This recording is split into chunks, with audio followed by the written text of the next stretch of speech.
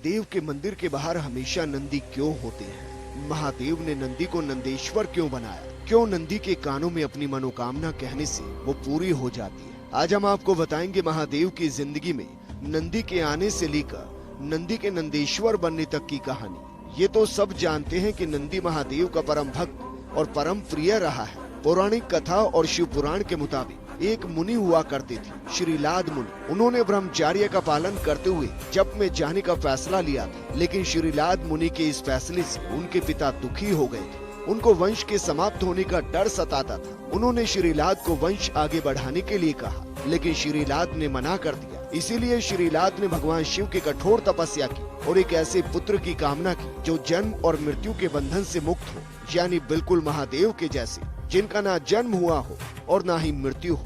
कठोर तपस्या करने के बाद श्रीलाद को महादेव ने दर्शन दिए और कहा कि मांगिए, क्या वर मांगना है? श्रीलाद ने अजर अमर पुत्र की प्राप्ति का वर मांगा तो महादेव ने कहा कि वैसे तो मैं जगत का पिता हूँ, लेकिन तुम मेरे ही स्वरूप के पिता कहलाओगे, यानी खुद के श्रीलाद के पुत्र रूप में प्रकट होने का आशीर्वाद दे दिया। कुछ समय के बाद श्रीलाद एक दिन भूमि जोत रहे थे, तभी उनको एक बच्चा मिला। जबकि कुछ जगहों पर लिखा है कि श्रीलाद एक दिन यज्ञ कर रहे थे, तभी यज्ञ से एक बच्चा उत्पन्न हुआ। श्रीलाद बच्चे के तेज को देखकर मन ही मन खुश हो गए और बच्चे को पालने लगे। बच्चे को वेद पुराण और शास्त्रों का ज्ञान दिया और बच्चे का नाम नंदी रखा। नंदी मुश्किल से 6 से 7 साल का रहा होगा। तभी भगवान शंकर ने मित्र और वरुण नाम के 2 मुनि श्रीलाद के आश्रम में भेजे। उन्होंने जैसे ही नंदी को देखा, नंदी के पिता श्रीलाद से कहा कि उनका पुत्र अल्प आयु है, मुश्किल से नंदी सिर्फ 1 साल ही जिंदा रह पाएगा। ये सुन श्रीलाद घबरा गए, वो परेशान रहने लगे। ये देख नंदी ने ठाना कि वो भगवान शिव को प्रसन्न करेंगे और इसके लिए वो वन में चले गए। नंदी ने भगवान शिव का ध्यान शुरू किया। भगवान शिव ने भी ज्यादा वक्त नहीं लगाया और नंदी को दर्शन दे दिए और कहा कि मांगो पुत्र, क्या वरदान मांगते हो? नंदी महादेव के दर्शन कर ये भूल गए कि उनको वर क्या मांगना था। वो कहते हैं कि हे प्रभु, मुझे जिंदगी भर आपके साथ रहना है, हमेशा आपके सामने रहना है। महादेव कहते हैं कि तुम मेरे ही अंश हो, तुम मृत्यु और भय से मुक्त अजर अमर हो। इसके बाद महादेव नंदी को अपने साथ ले जाते हैं और माँ उमा से बात करते हैं और कहते हैं कि नंदी को नंदेश्वर बनाना है। माँ उमा कहती है कि नंदी मेरे पुत्र के जैसा है। इसके बाद समस्त गणों, गणेश और वेदों के समक्ष गणों के अधिपति के रूप में नंदी का अभिषेक किया जाता है और इस तरीके से नंदी नंदेश्वर बन जाते हैं। महादेव के कहने पर ही नंदी मरुतों की पुत्री सुईषा के साथ शादी के बंधन में बनते हैं, लेकिन नंदी हमेशा महादेव की सेवा में ही रहते हैं। भगवान शंकर ने नंदी को 2 वरदान भी दिए।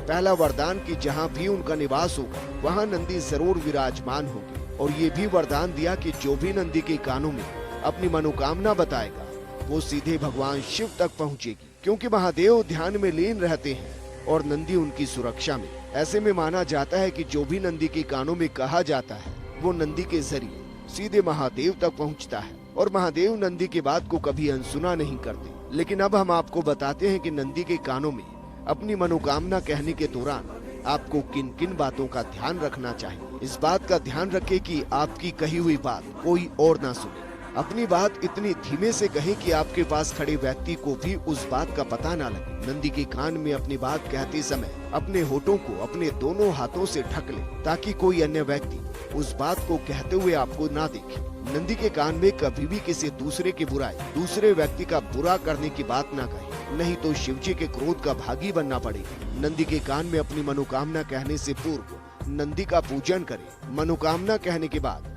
नंदी के समीप कुछ भेंट अवश्य रखें। ये भेंट फल या धन के रूप में हो सकती है। बाएं कान में अपनी बात कहने का अधिक महत्व है। वैसे तो महादेव सब जानते हैं और अपने भक्तों के मन की बात को समझते हैं, लेकिन अगर आप चाहते हैं कि महादेव तक आपकी बात जल्दी पहुंचे, तो फिर नंदी को माध्यम बनाया जा सकता है। ये व्यवस्था महादेव की तरफ से ही सुनिश्चित की गई है। अब जब भी आप शिव मंदिर जाएं, अपनी मनोकामना नंदी के कानों में जरूर बताएं। आपको वीडियो कैसा लगा कमेंट करके जरूर बताएं और चैनल को सब्सक्राइब जरूर करें। हर हर महादेव।